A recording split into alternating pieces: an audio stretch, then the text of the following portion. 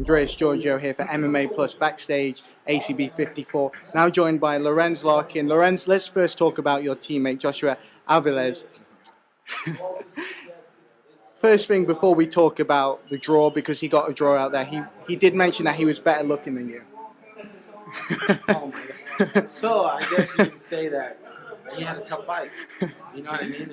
And maybe his brain is acting right now. But I will talk to the medics and get that checked out for him. Maybe a quick MRI or something like that, a brain scan. Yeah. Just make sure he's okay. You want to make sure he's okay. A lot of okay. crazy stuff right now, so we'll see.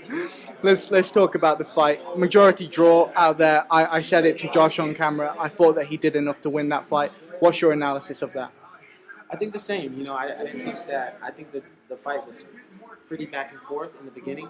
I think that third round was a real big round for Josh, and the guy kind of fell, and the guy ended up in his guard, and he finished out on top.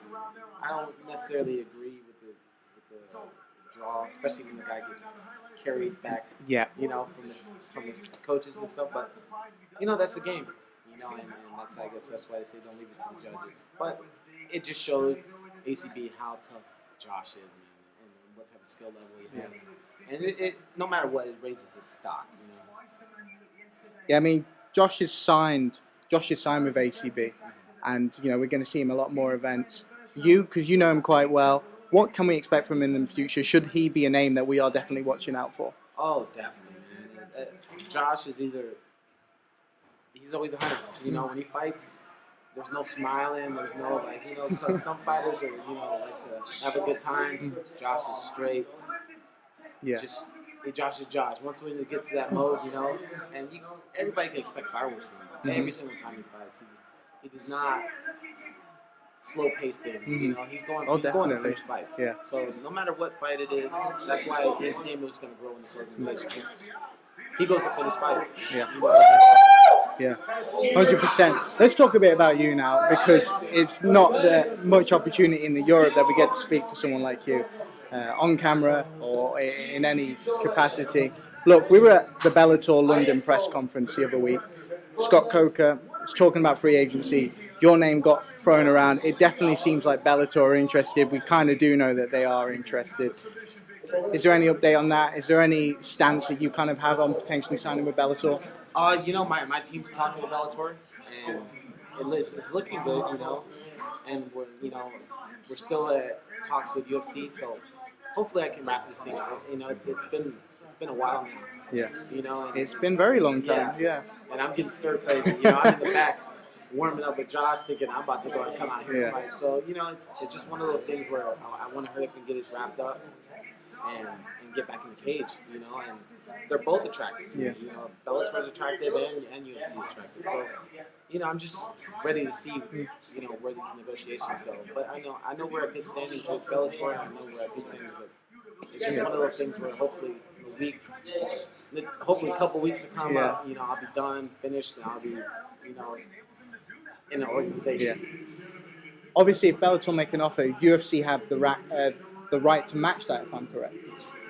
I'm not sure. I believe that I'm over that hump okay. in the contract. Okay. I believe it's 90 days after your last fight. Right. Okay. That they have to match. So I'm pretty sure I'm well over it. My last fight was August. So yeah. I don't believe so. But I'm not. I don't know the legal stuff inside my team, so I'm pretty sure. Yeah. A guy like you on the sidelines, in my opinion, it really does suck for the fans, and it must suck for you as well. You're getting the itching to come back. You said, you're looking at the UFC deals, you're looking at the Bellator deals, both attractive. But there has to be a difference as a fighter now, because look, we're seeing Albert Tumenov just signed with ACB, Horiguchi signed to go to Rizin. Everybody is going everywhere at the minute. We've never seen the market like we have today. It's crazy. What are your analysis of the market right now? Well, it's just showing you that there's not one big juggernaut anymore, and it's good for the sport, man. It shows that it's not just one big corporation and that's it. Yeah. It's showing that guys are getting attractive deals other places, and they're not settling for whatever that's thrown at him.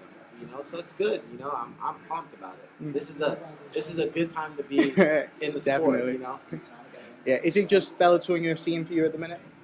Yeah, you know, right now it's just those two. So, you know, we'll see. I mean, I don't want to say a bunch of people, you know, that it's just gonna, you know, prolong everything. Of course, you know, of course. But right now it's just it's pretty much UFC or Bellator. Okay.